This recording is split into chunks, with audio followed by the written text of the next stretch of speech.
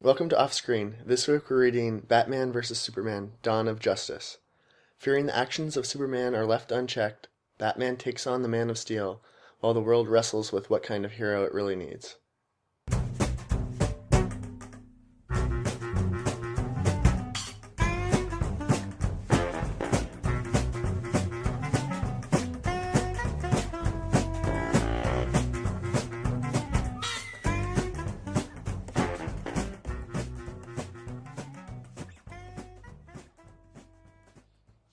Um, so it's a bit embarrassing, but we got fooled by the fake script. Well, let's back up first. Yeah, okay. There's a whole story here. So what happened was, I thought I had the script to Batman vs Superman like way back in December. I found it online. I don't know if it was like leaked or what, but I found it. So then, like last week when I was looking ahead at what we were gonna do for this episode, I couldn't find it, and Steven found another script. Is it like another draft or another version? I don't really know. Which briefly we thought was the real script, and Right. we posted it. But like it was from a different place because like wherever I had found it before they took it down. So I don't know where you found it, but I just googled okay, Batman vs. Superman right. PDF file type. We should have known that it shouldn't have been so easy. A lot of things are easy. Well, whatever. So I found out just a couple days ago, or just yesterday actually. I found this article saying, and I hadn't heard about this when it happened at the time. I did not hear, but apparently a fake script was leaked, sort of to deter people from, I guess, speculating or seeking out the actual script. Or not really, I don't actually. even what. It was really just a dude, a guy named Son of Arrogance on Twitter, who is like big into comic book movies, superhero movies. Uh-huh. And he was trying to make some point about people judging movies before they're actually made. Right. And something about like fanboy culture and cyberbullying and... Yeah. Okay. And he like purposely leaked it and pretended he was... Well, first he leaked some like plot details, like Uh-huh. characters that would be involved in the movie.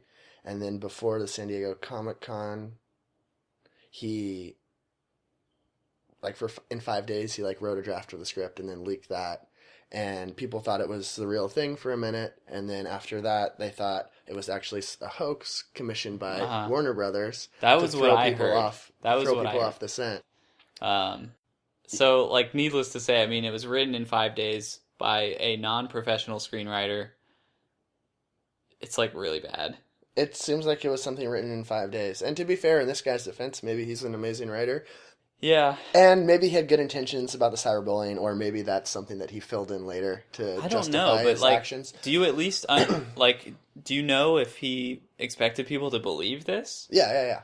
Because, He like, did. I feel like anyone... He leaked like fake stuff to some blogs Right. first. Well, that... Like plot details. That is more believable to me, but I feel like anyone who has any idea of what a script is would be able to tell that this is not legit within, like, the first page. Well, I think maybe his point is that people on the internet are stupid.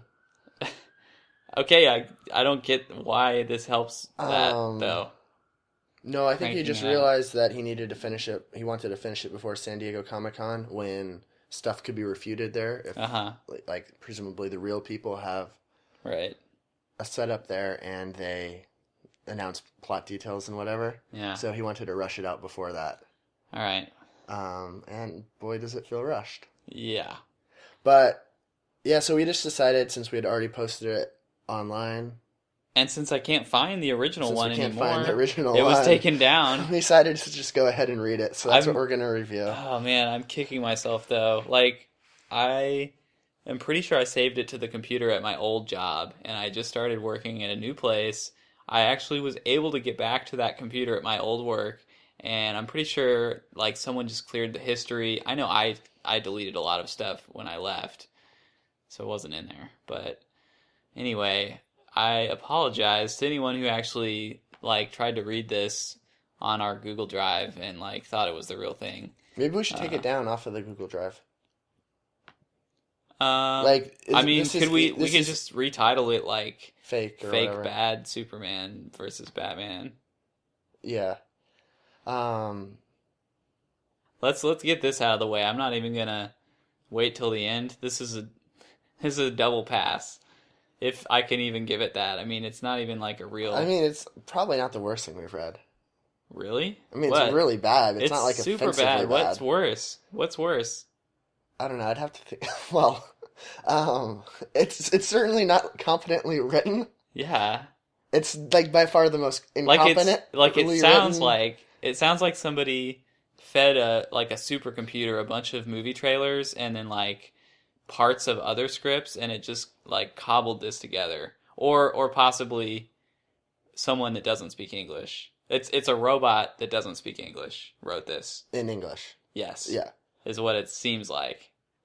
And like Um, every other word is capitalized for some reason. really obnoxious. There are a bunch of like There's typos an and extraordinary. Well, to be fair, this guy wrote it. To be fair, we're not criticizing this writer because he wasn't trying to write any. I'm criticizing him a little bit. Maybe we're criticizing his motivation for spending 5 days doing this. I don't know. Yeah, yeah. But clearly he didn't proofread it. I mean, there is like at least one scene, one entire scene, and other places where instead of Lois, it's spelled Lewis. To be fair, I don't think I could write 153 pages. And yes, this is 153 Yeah, it's pages long too. Like, I don't know if I what? could write 153 pages of anything in 5 days. So I guess we have to give it up to the guy. Like, it's a he pretty must be pretty legit. passionate about this. It's a Like, pretty legit hoax. He he pulled could the have wool. he could have written a tight 90-page fake screenplay. He did 150 some odd pages. And to be fair, a 90-page superhero movie is so much less believable than 153. That's true. That's true. So good for him on that. I wonder how accurate this actually is, or like, I mean, some of the really basic stuff seems to still be true about like the real movie. Like, Doomsday is the villain. Of the real movie. Yeah, and it does Well, incorporate they're probably basing it off of a comic book, and that was right. the death of Superman, I think, right? I don't know. Yeah, is that a thing? I think it is. We should Oh, also spoilers. we should also state that like Superman dies in the end. yeah, we should state also that like neither one of us is very well informed about No. comic books. Did you read comic books ever? No, not really. I was into them for like Like a summer? like less than that, like a month when I was Oh. little. But I was into like Blue Beetle. I don't know if you ever heard I of that have one. no idea what is I that. think that's like a D-list superhero. But I think I just liked him because he was blue. This did. Oh. Um, I like that on Wikipedia it categorizes him as a fictional superhero as opposed to there's all the superheroes real all around superheroes. us, Daniel. Like the 9/11 firefighters and the first responders. Yeah, them. I was going to say Kanye West, but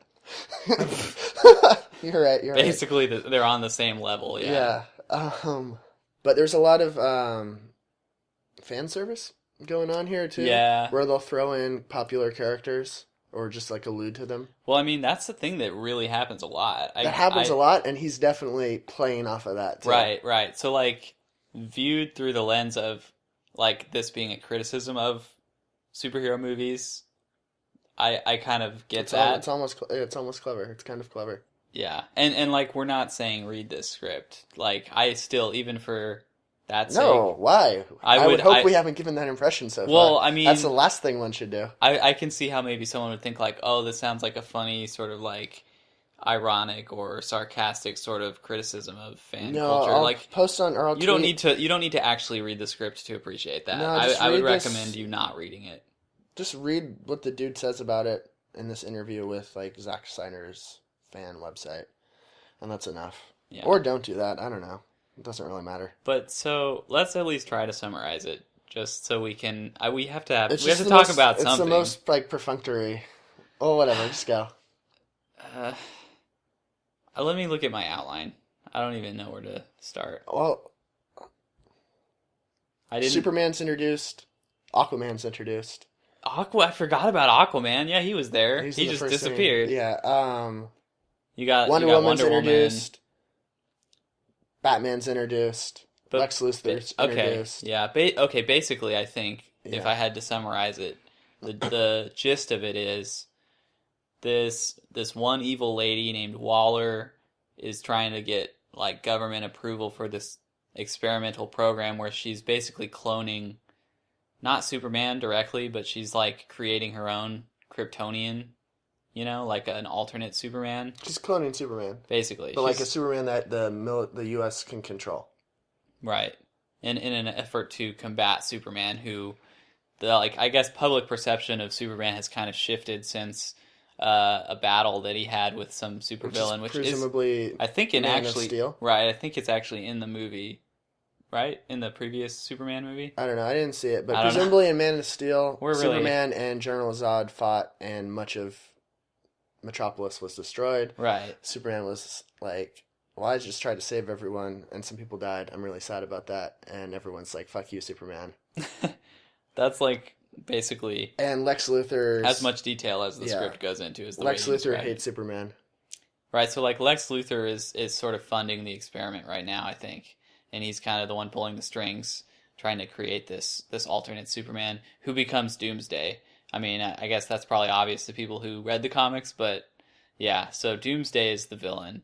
Sort of. Lex Luthor is also the villain, really. I mean, Lex Luthor is like the main villain. He gets more screen time throughout the screenplay. Yeah, but his intentions are pretty unclear to me, other than just he doesn't like Superman. Like there's a part where it flirts with the idea of like Batman and Lex teaming up against Superman. Again, I don't know why Batman has beef with Superman exactly. Well, this is like a Batman. This is like an older Batman who tried and failed to protect Robin, and Robin died. So Batman's like... Right, which is that like canon? I don't even know. Is that a thing that happens in the comics? I don't know. I don't think there's... I don't know. Right, they try to build this backstory with Batman where he's all... I think that does happen in some of the comics. About Robin. Comics. But anyway, all that really happens is they build this Doomsday guy. There's a big climactic fight scene in Metropolis. And Superman and Batman and Wonder Woman all show up and fight. Well, first Batman and Superman fight.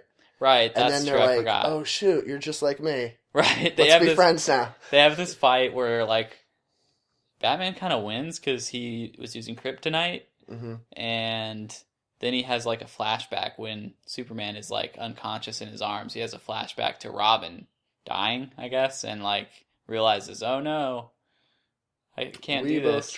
We both tried, and we both failed. Yeah, we were both well intentioned.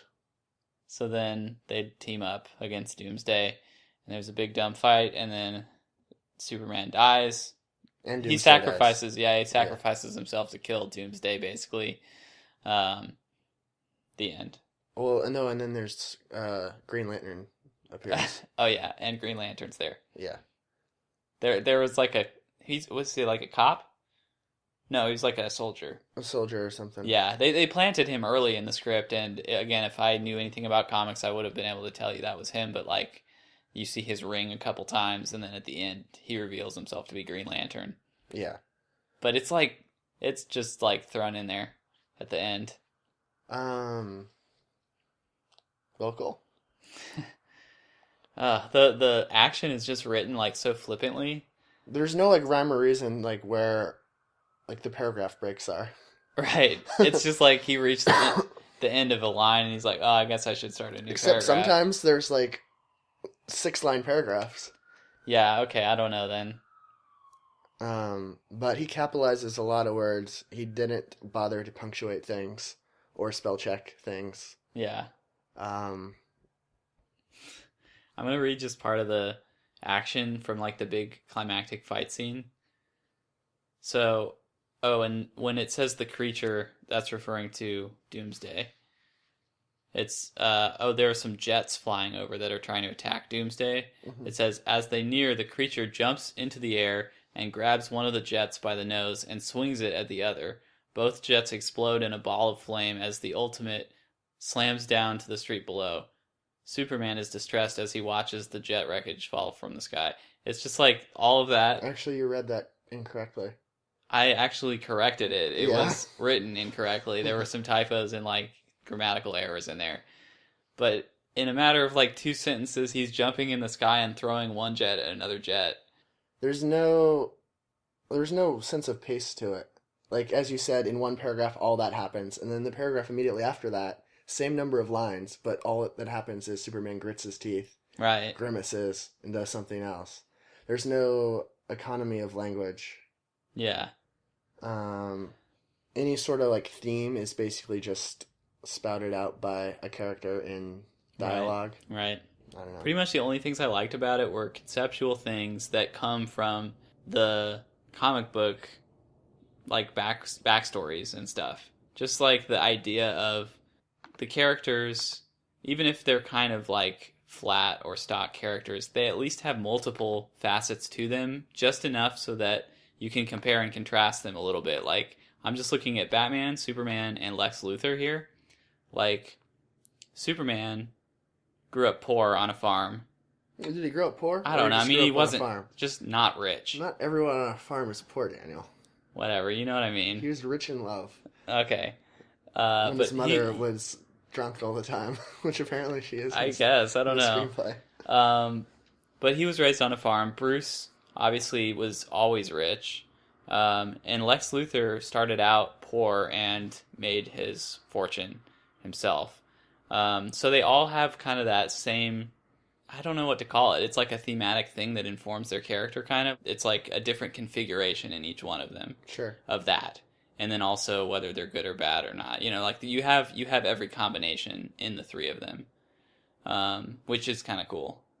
Okay. And it makes for some good character dynamics and like, you know. Were those dynamics in the screenplay? Not really, but like there was that part, like I was saying, where like Batman and Lex Luthor almost teamed up, and I felt like they bonded a little bit. Well, they did, but Lex was kind of just setting Batman up. Yeah. And also, is Batman that dumb to fall for that? I don't know. Apparently. Also, I'm pretty sure Batman went to Lex Luthor with the hopes of violating like every antitrust law. Because they were like competing for contracts, and Batman was like, let's not compete for contracts. Let's instead collude and price fix. So, come on, Batman. Not cool. The part owner of the Oklahoma City Thunder just killed himself because of that. What? Yeah, this dude, he drove his car into a wall because he was... I've never heard of anyone... He was indicted for price fixing and all sorts of other like natural gas. Well, he worked in natural gas and like fracking. And I've never heard of anyone killing themselves that way. I mean, if you drive your car really fast into a wall. No, I know, but I'm not questioning whether it would work. I'm just saying, like, I've never heard of anyone choosing to do that, like that method. Yeah, that's interesting. I don't know if you ever saw the movie Side Effects, but someone drives into a wall on that to kill themselves. It's more complicated than that. It was like a suicide attempt. That's not really relevant. They wanted to make... Okay, spoilers for the movie Side Effects, which is worth seeing. Steven Soderbergh directed it. They drove into the wall to make it appear as though it was a suicide attempt. It was a fake suicide attempt. So somebody like put a brick on the gas while this guy was passed out in the driver's seat. No, she was in the car, and she drove into the wall to make it look like she was trying to kill herself. Fake her own suicide. She calculated it. Yeah, she was trying to fake her own suicide attempt. Yeah, that's complicated, but I guess it would make sense if I ever saw that movie. I haven't seen it. Makes sense in the context of the movie. Okay. Not Soderbergh's finest, but a good film nonetheless. Okay. Better than this one, I'm sure. Yeah, we're reaching for anything else to talk about at this point. I was surprised that Superman died. I guess. Can't imagine Superman dies in the real one that's coming out. Yeah, there's going to be a sequel, right? They can probably revive him somehow, right? So you think he's going to die, but then in like Justice League, he's going to be alive again? Like they're going to... They'll find a way to explain it. I feel like that's a classic Hollywood thing to do. They want to have their cake and eat it too. You have the character die and everyone believes it, and then you come up with some way to bring him back. Like in The Dark Knight Rises, like Batman dies or appears to die, but then at the very end you see him in Paris. Right. Yeah, that's so dumb. It was like 5 minutes later. Come on. Just like how it was really stupid how quickly Batman and Superman became friends. Yeah, well, I don't really get why they were enemies, but then they just like beat each other up until they were friends. Yeah. I don't think that's how that works. Well, the characters in this are all very flimsy. I don't know. Yeah. Did we let everyone down by getting duped by a fake? Well, I guess we weren't duped. I think we had the real thing. I think we really did. Or at least we had something different. So unless there's two fakes, then we had the real thing. And it seemed like the real thing. Yeah. I mean, to be fair, this is probably going to be kind of similar. They're probably going to introduce a lot of characters. It's really not going to have too much purpose other than to like set up the sequel. Yeah.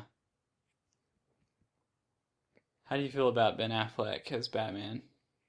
Fine. I don't know. I don't care. You don't care. You just don't care about this movie in general. I don't really like Zack Snyder movies generally. I'm curious to see it though because I like Batman a lot as a character, and The Dark Knight is my favorite superhero movie. Really? The Dark Knight, yeah. What? Yeah. Not even close for me. I know you like Spider-Man a lot. Spider-Man 2, Sam Raimi's Spider-Man 2. Yeah. Specifically. It's not so much that I like it as it is like objectively the best superhero movie. You know what I mean? Like it's not really my taste. It's just like obviously that is actually the best one. Why does that movie end with Kirsten Dunst telling Spider-Man to go get him, Tiger? That's not a deal breaker. It's a little dumb. cheesy. It's a little cheesy. Dumb. Why don't just say something like literal, like go get him, Spider? No, that's worse. They're both terrible, but like no, I don't know. It's fine. The movie's so corny. No, it's like cheesy just to the right extent that it should be, because that's how some of these comics. Again, not speaking from experience, but from what I understand, they are a little cheeky and they are a little bit like. Some of them are good, like The Dark Knight. No, that's a whole different approach to the superhero. Not one story. That's necessarily better or worse. Maybe there are two schools of thought on this, but I think if you're going more of the cheesy but like self-aware kind of cheesy route, then that Spider-Man 2 by Sam Raimi is the best of its kind. Okay. Have you seen Guardians of the Galaxy? Yes. Did you like that? I heard that's really good. It was decent. And I want to see that. Not a superhero movie, though. What are you talking about? No, it's not the same. It's a superhero. Are they not superheroes? It's maybe a comic book movie. It was based on a comic, but it's not. No. They're not heroes? They're not superheroes, I no. feel like this is a distinction that, on the one hand, it's gonna probably is meaningless, and on the other hand, means everything to some people. I'm sure some people well, would be. Not to me, but why are they not superheroes? To me, part of what makes Spider-Man 2 so good. No. Why? I'm explaining it. Fine. I'm explaining it. That movie has the quintessential hero's dilemma in it, which is, with great power comes great responsibility. You have to use your powers for good, or live a normal life and just try to forget about it. Like that's what he's struggling with in that whole movie, is whether he can juggle these two lives or whether he needs to choose one. It works kind of as like a coming of age thing. Yeah. Because that's like truer to the character. Spider-Man's like a younger dude. So it's like a very personal, character-driven conflict. And then, of course, there is also the supervillain, and there's all the action stuff that's really secondary to the character, in my opinion.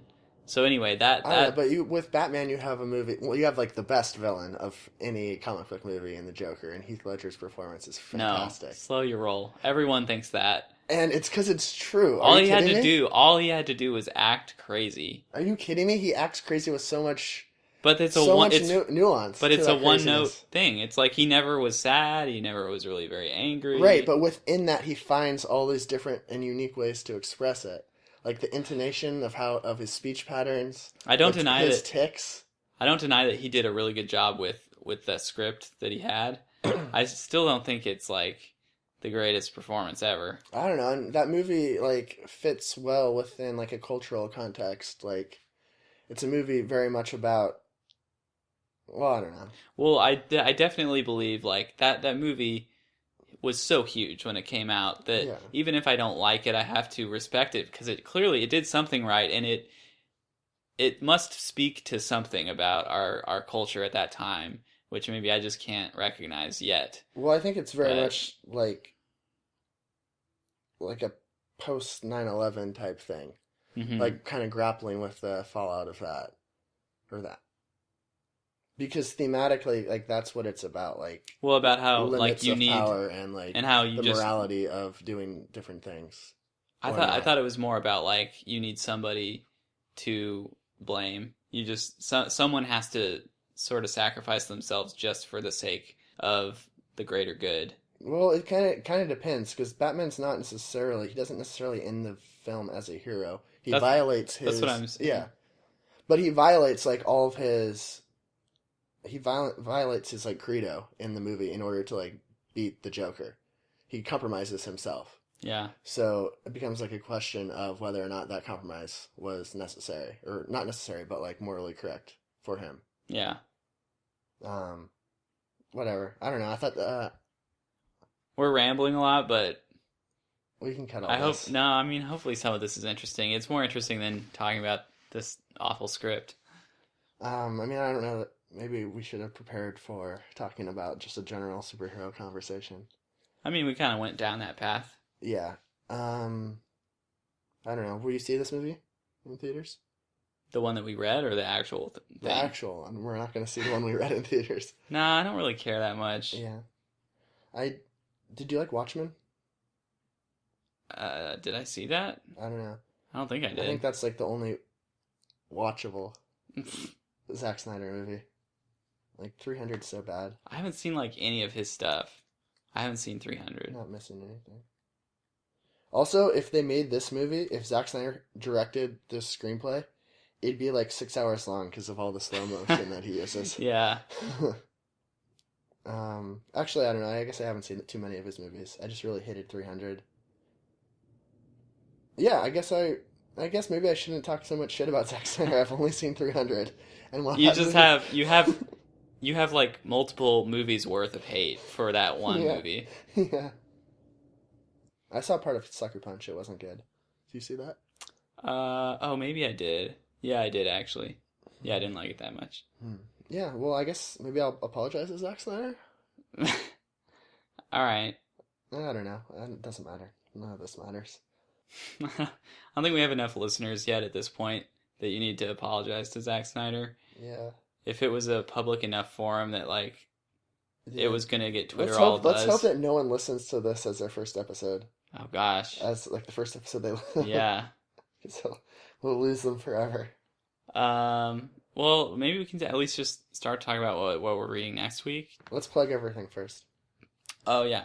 Our website is our website is ospodcast.com. Our email is info@ospodcast.com. You can find us on Facebook at facebook.com/ospodcast. You're sounding very robotic about this. Well, let's just get them out of the way. You try to be excited about it. We have Twitter At OS Podcast. at ospodcast.